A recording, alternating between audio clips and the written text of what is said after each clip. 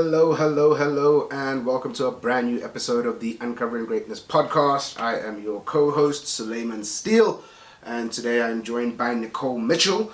But before we kick off with the podcast today, I just want to run through some of the events that we have coming up till the end of the year.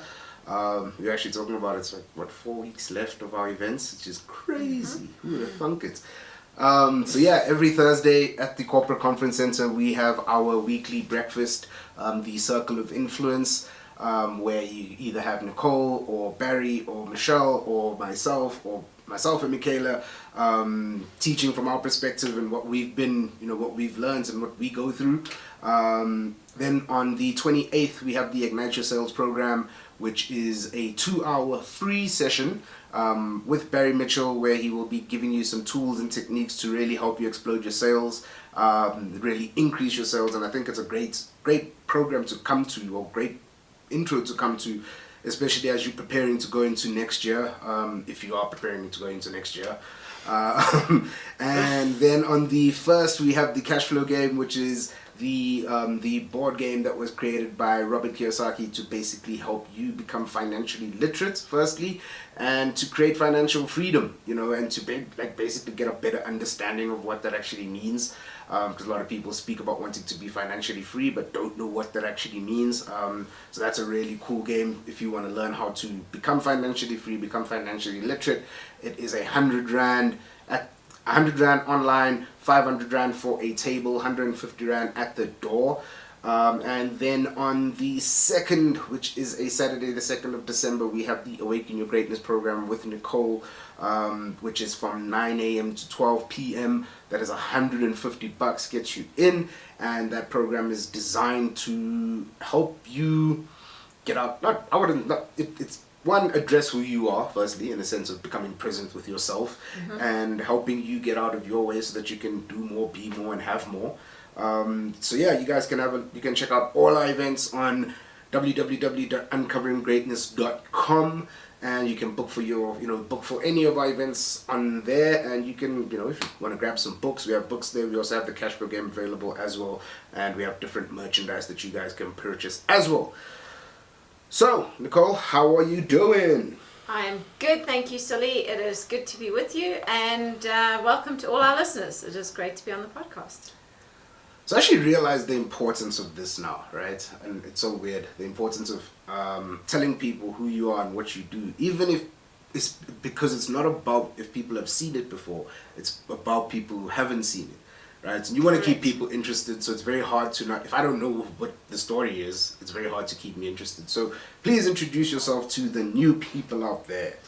Yeah, so for those of you who don't know, pretty much Sully already said, my name's Nicole. I am married to Barry, and together we have built the Uncovering Greatness business. But essentially what I bring to the business is I help you get yourself out of the way of you. And I do that through what we call sort of life force recovery, which basically means you're recovering energy that has got stuck somewhere in your past, because a positive experience can affect you just as badly as a negative experience. And so as we go through life, we kind of lose life force particles that get stuck in our past from either negative or positive experiences. And pretty much what I do is I just help you recover life force so that you can have enough energy to get through your day, but also start to create your wants again. Because most people, if you especially this time of year, if you ask a 3-year-old what they want for Christmas, they'll give you a list of 50 things, and if you give them a cardboard box, they are super excited and they spend hours playing with the cardboard box. Ask a 30-year-old what they want for Christmas, and that becomes very different. They kind of struggle to give you like 3 items, and even if you do give them the 3 items that they requested, they don't have the energy to actually get excited about it. And so, in terms of what I do, I help people recover their life force so they can get excited about life. They can start to do the things that they truly want to do, have more, be more, and just get more out of life, because I think most people know that they want more, they can have more, but they have no idea how to do it. So life force recovery helps us do that.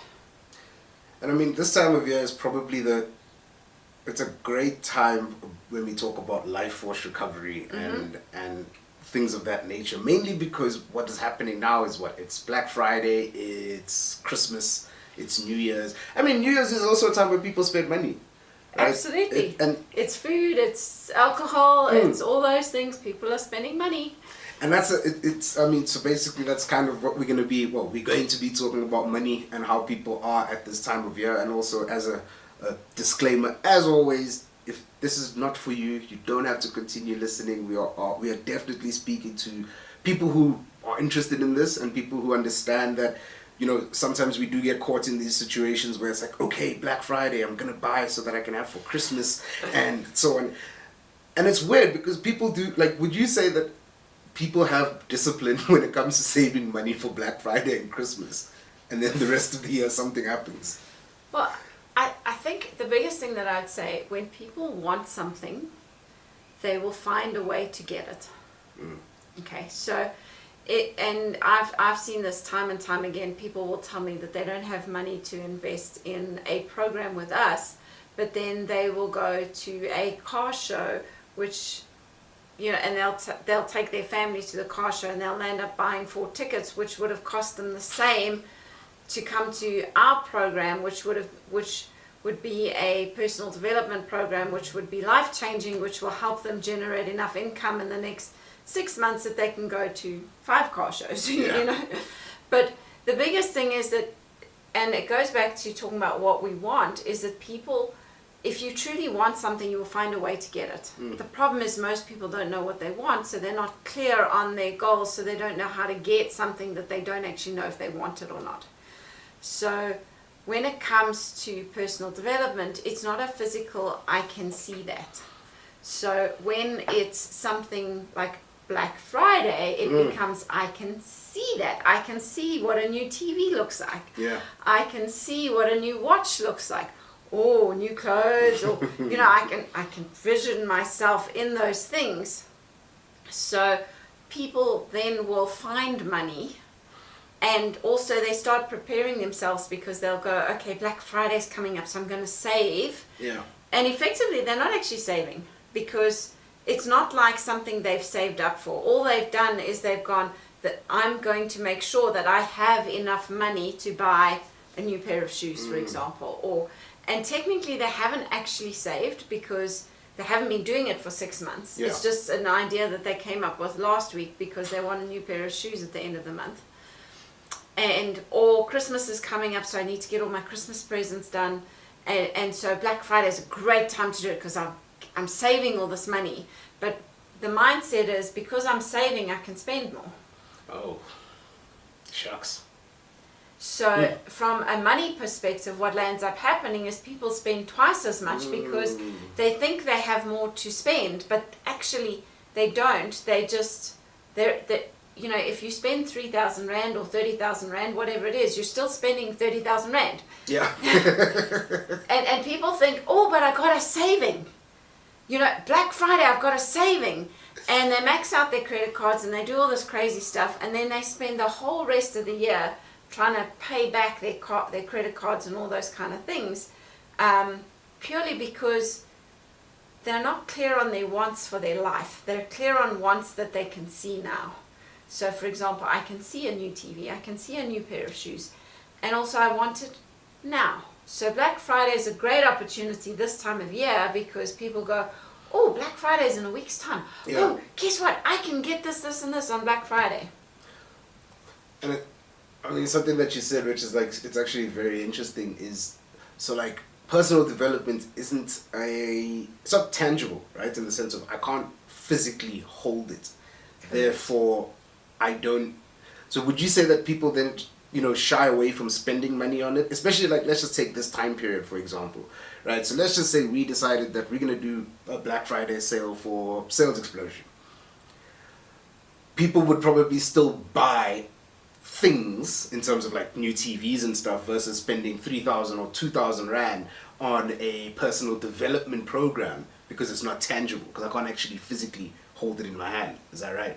Yeah, or I can't see the benefits of it. What are the benefits of, in terms of personal development? Because the benefit for each person is going to be something different. Just like the benefit of a TV is different for different people, because some people are going to, or if we take DSTV for example, some people are going to watch sports, some people are going to watch news, some people are going to watch movies.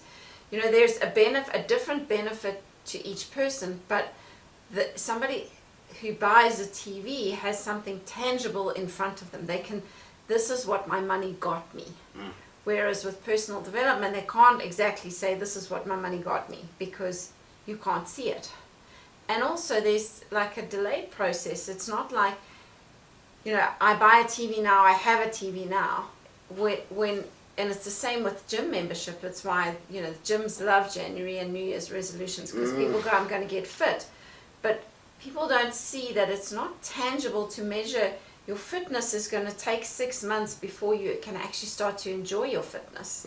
And you're in a position where you're actually enjoying being in the gym, because why? You've been so unfit for the past year. It's going to take you 6 months to get good at running, to get good at lifting weights, or whatever it is you're doing, or, you know, a class, you know, aerobics class, or whatever it is they do in the gym these days. So it's understanding that it's going to take you 6 months to get to a point where you actually are enjoying it. Why? Because your body has grown that much that you can actually start to cope with it and have fun with it. Personal development's exactly the same. It's going to take you a period of time as you start implementing the things that you've learned, so that you can actually start to enjoy. And change is hard. Yep. You know, a TV isn't going to change your life. Why? Because you already have one. You're just going to upgrade it for a bigger one. Curved one. Whereas personal development, you've got to start making changes in your life. You've got to, maybe you want to exercise more. Maybe you want to start selling more. Maybe you know, and so it becomes challenging because you have to shift and change. You know, buying a TV or a laptop or a new pair of shoes isn't going to make a significant amount of difference in your life. You don't have to change a huge amount, and it's going to give you instant gratification, except the pain that you will experience will be for a year, because you'll be paying off your credit card for a year. And that's what people don't see, is they don't equate the pain of having to pay off their credit card with that pair of shoes. Because why? They're two separate things. But technically, it's not, they are the same thing. But people don't associate it with it, because why? I've got instant gratification. I've got something to show for it. So it doesn't matter, really.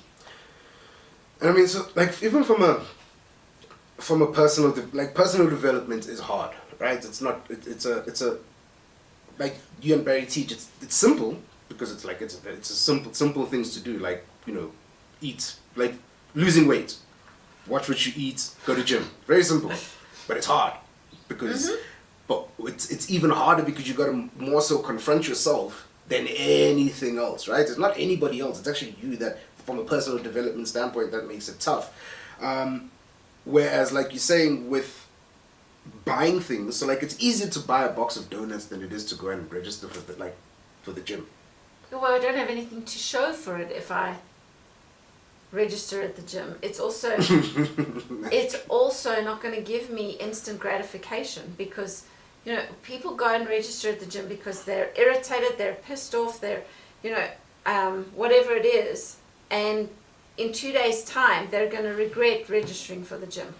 They're going to go, oh, I wish I'd bought the donuts. Why? Because at least I could have eaten the donuts. You know, I've got nothing to show for the gym. I actually have to do something now. I've got to get up out of bed earlier. I've got to do all this stuff. You know, it would have been way easier to eat the donuts. Yeah, it's not gonna that. I need the damn donuts. I don't feel like waking up at 5 o'clock in the morning to go do anything. Because it's change, and change is hard. Change is also good. It creates great results in our life. And, you know, waking up every morning. I mean, this morning going to CrossFit, I woke up this morning, I did not want to get out of bed. I was like, it would be so much better if I just stayed in bed this morning. But then I remembered that, you know, days when I do that, I have shitty days. It's easier and I feel guilty because I didn't go and blah, blah, blah. So it's more important for me to get up and go to CrossFit. And so that's the motivation. But when you first start that, you don't have that. You don't have anything to compare it to. It's hard. Yeah. And it's you know, change, it's not easy. It's out of our routine. It's all sorts of things. So It is. When you start looking at Black Friday sales, are you buying things? Are you spending money for instant gratification? Is it something you need? I mean, in our house, it's great. I love Black Friday because my husband's birthday is the end of November. So Black Friday for me is very convenient because I can buy something for my husband that I would buy anyway, but now I just get it at a discounted price. Yeah. And now, the thing that I do with Black Friday is I also will go and I'm looking for a specific product. I don't go and say I've got 30,000 Rand to spend and I'm going to, not that I have that much, but I'm going to say, let's say I wanted to buy, I don't know, a Garmin watch, for example. Let's say I'm going to go and I'm going to price what a watch would cost me typically, and I'm going to go and see how much could I save on that watch by buying it on Black Friday. Okay, cool. Because it's something I would buy anyway because I'm going to buy a birthday present. But most people don't do that. They wait for Black Friday so they can go and say, right, I need new shoes. What else do I, what do I need? Black Friday's coming up, so let me find a whole bunch of things that I can save on so that it doesn't cost me a fortune. And then they rack up this massive credit card debt, spend the year paying it off, and then are miserable because now at Christmas they can't, go for, I don't know, whatever, a trip or out to movies or who knows what. Have you been to movies recently? No, I've heard that movies are, you have to save to go to movies nowadays. But anyways, it's understanding that, are you being smart with money?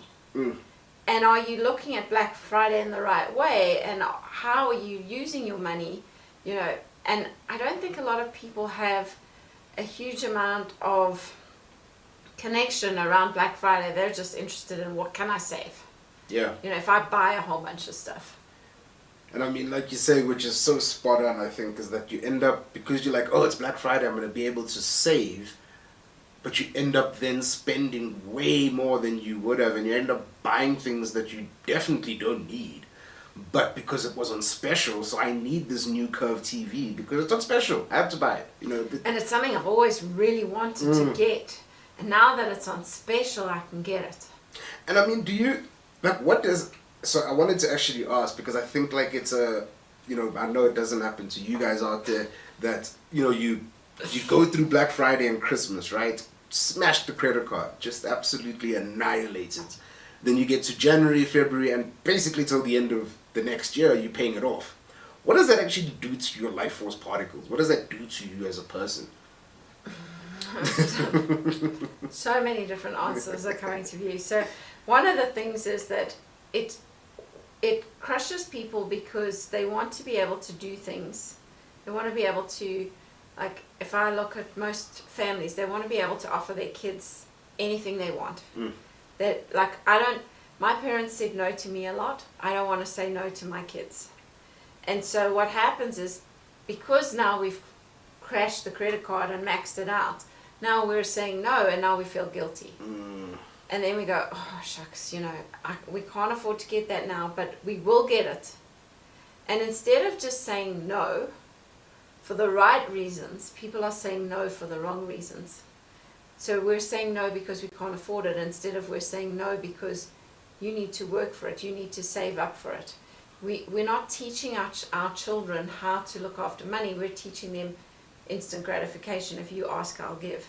Because and every person is different. So in my house, my dad was always no.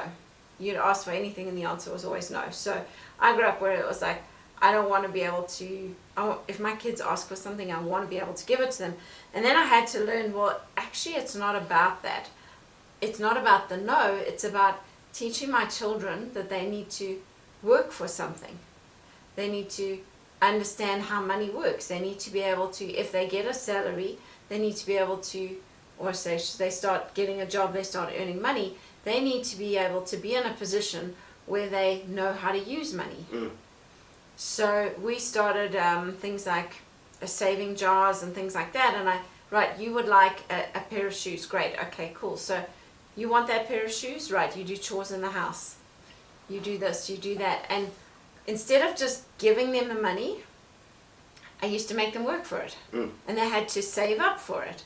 And I had one child that loved saving, and that was her joy, and she would pick something and then she would save up for it and she'd go and buy it. And that was it, because she was very clear on what she wanted. And I had another child that was just, well, that looks nice. Okay, how much money have I got in my how much money have I saved? And then she'd go and buy whatever. And I'm like, but I thought you were saving up for, a pair of shoes. Oh, no, I changed my mind. I decided I don't need a pair of shoes. I need this instead. And it was fascinating to see the difference between both of them. And they both have those same traits. Now that they're earning money and out working, they have the same traits come out in what they do with their income that they earn every month. Yeah. But now they're in a position to actually understand and go, oh, now I know why you told me that. Oh, I better start adjusting the way I look at money, or that sort of thing. But it came from originally being in a position where instead of saying no, I'd say, yes, definitely you can get the new shoes, but now how are you going to pay for it? What are we going to do? Let's come up with a system so that you can learn about money. And the things that they did buy with their own money and their own savings and the things that they saved up for, they so much more value and appreciate and look after. Whereas, I just know kids today, like, Mom, I need a new cell phone. All my friends have a cell phone, and it's not just any cell phone. It's an iPhone. What's the latest iPhone now? 11, 13, 25, 16, whatever. Yeah. I need the latest one that iPhone. doesn't come with the charger. And so, somebody once said to me, if you were to go and buy that phone yourself and pay cash for it, how much would it cost you?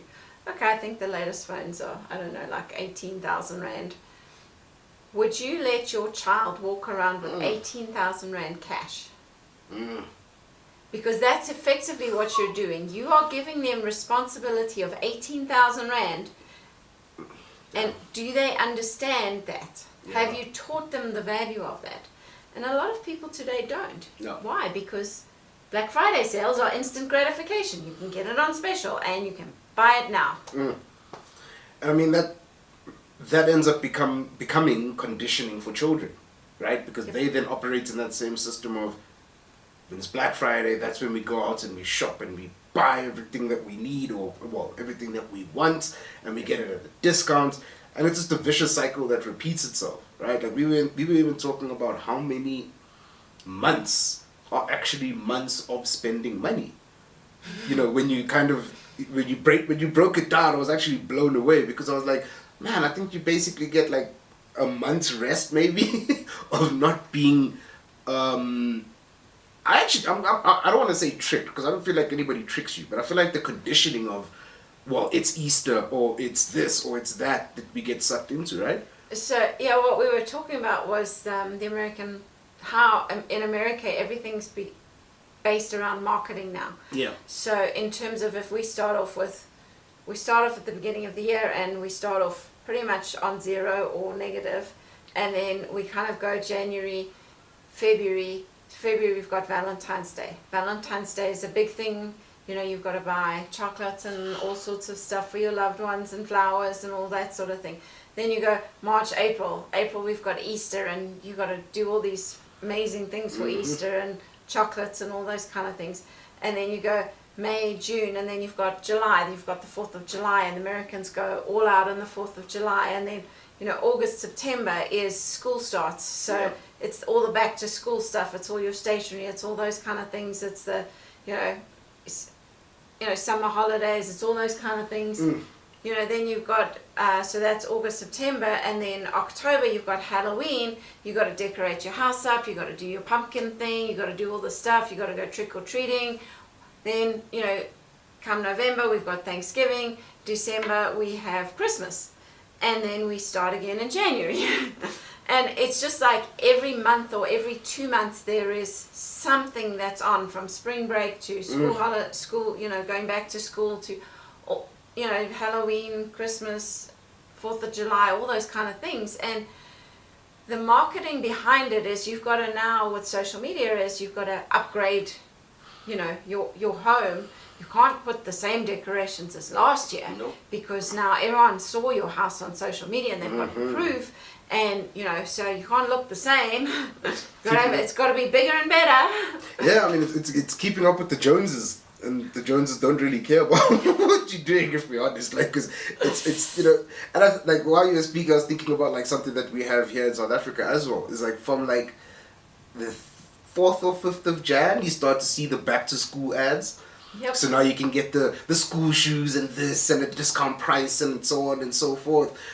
But it's really not a discounted price. Like exactly like you said, it's you end up spending more because you think it's a discount.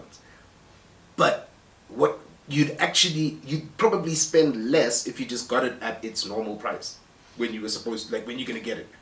Yeah, I mean, I know I went in to go into Woolworths to buy, in terms of my mother-in-law, a birthday present.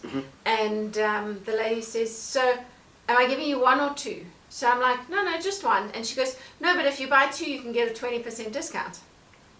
So something that would normally cost me, say, 700 Rand, cost me 1,200 Rand, because now I'm buying two of them.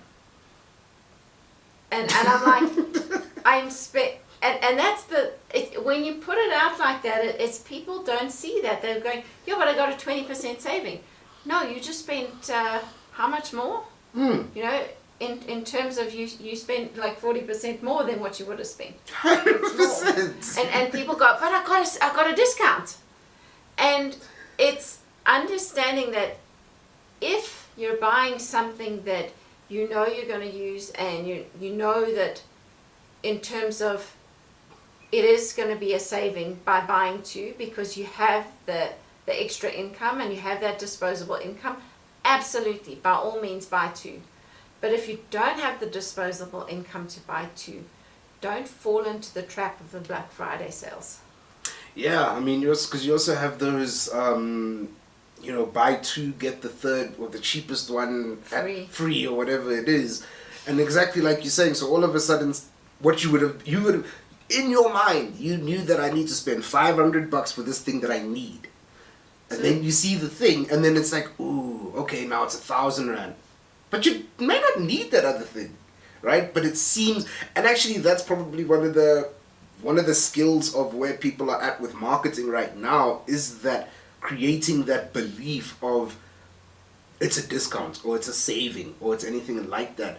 But when you actually look at it for what it is, it's really, really not. Because you're putting yourself in a worse position than you need to be, right? 500 Rand you spent is what you needed. You definitely needed that thing, but you don't need the other thing that comes with it. But because it's on sale, I need to get it, and I saved, and I got one for free. Oh yes, the free one always. You needed that free one. That's the. And that's where it is. It's understanding if you're going in to buy two of something and you get the third one free, awesome. That's saving. That is saving. Yes. Because something that you would normally buy two of, no problem. Yeah. You are saving. So it's understanding, are you aware of, do you have the extra 500 Rand to buy two of it? And yes, we're not saying that it's not a saving by buying two, you get one free, but are you being smart with your money? Because if you're putting yourself in a difficult position now, you're going to trap your life force particles. You're going to be having sleepless nights, and you're not going to have the energy to focus on what you actually need to focus on when you need to focus on it.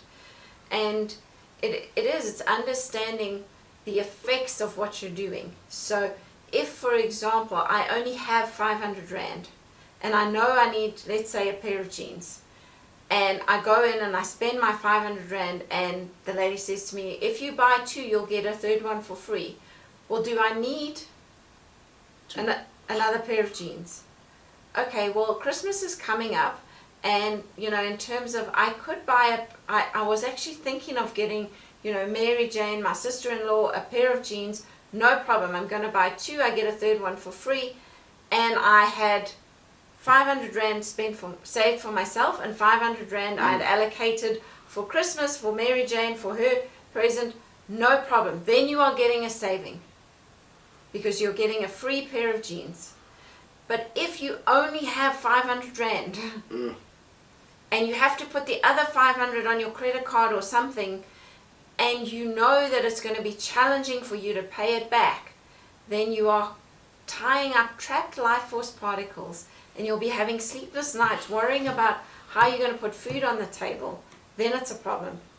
And it's important to identify, do you know what you are doing with your money? Do you know if you are having sleepless nights? Do you know if you are tying up life force particles unnecessarily so that you can't focus on what you need to focus on? Because, I mean, sleepless nights, and when you wake up with bad dreams and having sweats and what have you, then can't focus, and then suddenly 3 months later your boss is calling you in, you're not performing at work, you're gonna, we're putting you on probation because you're not performing, and suddenly now you're having even more sleepless nights because now shit, I need to get better, and then suddenly 6 months you find yourself in a hole because you've lost your job, all because why you spent an extra $500 on Black Friday that you didn't have. So be smart with your money. Do you know what you're doing? Do you know what you are capable of? Do you know how it affects you and where? That was masterful. That was masterful. And I think that's actually so important, because you end up, what the effects, you don't think of, well, yeah, let me speak for myself. I don't think about those type of effects, right? When you're spending, and especially something that you said, which made me think about something we always speak about, is knowing your numbers. Do you know how much is coming in and how much is going out? If you have more going out than coming in, that's first point of call. You need to come to Ignite Your Sales and then Sales Explosion to figure out how to increase your income. Then you can come to Nicole's program, because then you can learn how to really look at yourself and understand why you do what you do. And for me, that's kind of where I was like, while you were speaking, I was sitting and I was going, man, that's it. All of a sudden, what you did for Black Friday or for Christmas in March, April, all of a sudden you in a whole different, completely different hole that you didn't even consider, and it ruins how productive you can actually be and what you can, because money is, yes, money is great because of what it can do for us, but it also has that negative side of it where we put ourselves in positions that we can't actually, because we don't know our numbers. Yep. We don't know how to actually get out of it. And I mean, I think something that Barry teaches on, where he, which he learned from Robert, if you can't solve a 1,000 Rand problem, that is your financial literacy, that's your financial IQ. It's $1,000, like it's less than $1,000, right? And the solution is not going to get another credit card or taking out a loan. Correct. Like, and that's the problem, is that with money today, it's so easy to take out a loan, to get another credit card. The banks are phoning all the time. There's emails coming up all the time, and they play on your desperation. They play on that, and they, in terms of that, they just say, well, and I had a chuckle because Barry had a call the other day, and they were offering him, a loan and and his first thing was, what is the interest rate? And the guy's going, no, well, that doesn't matter. And he goes, no, it does matter. And he's going, and Barry's going, okay, so, and he's asking the guy a whole bunch of questions, and the sales rep on the other end, no, but we're giving you 250,000 Rand or whatever. And he's like, okay, well, I need to know what the interest rate is and what the terms are and all of that kind of thing. And eventually he's like, no, I'm not willing to pay a 25% or whatever it was.